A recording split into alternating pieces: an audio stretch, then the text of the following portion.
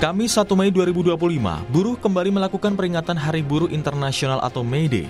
Kaum buruh turun ke jalan untuk terus menyuarakan perbaikan nasib dan kesejahteraan mereka. Presiden Konfederasi Serikat Pekerja Indonesia (KSPI) Said Iqbal bilang ada 6 tuntutan yang akan disampaikan kepada Presiden Prabowo saat peringatan May Day. Said mengklaim lebih dari 90% buruh akan hadir di perayaan Hari Buruh di kawasan Monas, Jakarta. Akan dilaksanakan di lapangan Monas, dan insya Allah dengan seizin Bang Dasko tadi sudah menyampaikan dan Pak Mensesnek, Pak Menseskap bahwa Pak Presiden Prabowo hampir bisa dipastikan hadir di dalam perayaan May Day tersebut.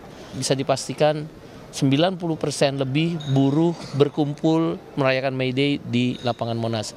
Ada 6 isu yang diangkat plus 1. Yang pertama adalah hapus outsourcing, yang kedua adalah upah layak, yang ketiga adalah Satgas PHK, yang keempat sahkan RUU Undang-Undang Ketenagakerjaan, yang kelima adalah sahkan RUU PPRT, dan yang keenam adalah sahkan RUU Perampasan Aset dalam memberantas korupsi.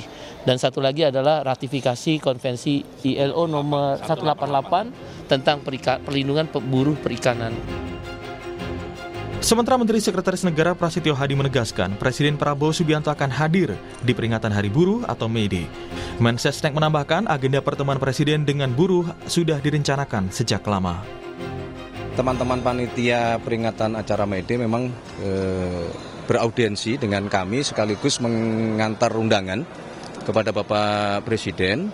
Dan kami sudah melapor kepada Bapak Presiden, dan sebagaimana tadi juga disampaikan oleh Bang Said Iqbal bahwa Bapak Presiden langsung merespon dengan insya Allah beliau akan hadir esok di acara peringatan Hari Buruh Internasional. Karena bagi Pak Prabowo, tadi saya sudah sampaikan bahwa pilar ekonomi kita salah satunya adalah teman-teman buruh. Di tengah aksi para buruh pada May Day, bayang-bayang ancaman pemutusan hubungan kerja masih terus terjadi. Bahkan, data menunjukkan jumlah buruh yang di PHK cukup tinggi. Berdasarkan data Kementerian Ketenagakerjaan, selama tahun 2024 ada 77.965 buruh yang di PHK. Sementara di tahun 2025, data dari Januari hingga Februari setidaknya sudah ada 18.610 buruh yang juga kehilangan pekerjaan akibat PHK. Tingginya angka PHK menimbulkan isu kondisi ekonomi Indonesia yang tidak baik-baik saja. Bahkan ada anggapan Presiden dibohongi menterinya tentang kondisi ekonomi yang baik hanya di atas kertas. Tetapi beberapa waktu lalu, Presiden Prabowo dengan tegas membantahnya.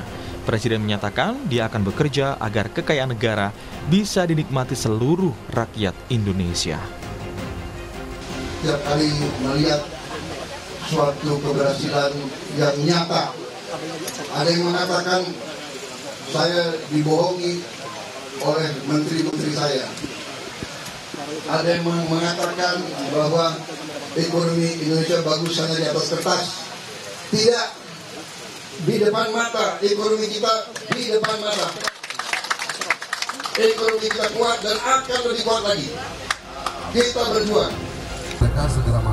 Berbeda saat pemerintahan Jokowi kala itu, pada peringatan Hari Buruh 2025, Presiden Prabowo Subianto dijadwalkan akan menemui para buruh dan berpidato di hadapan mereka.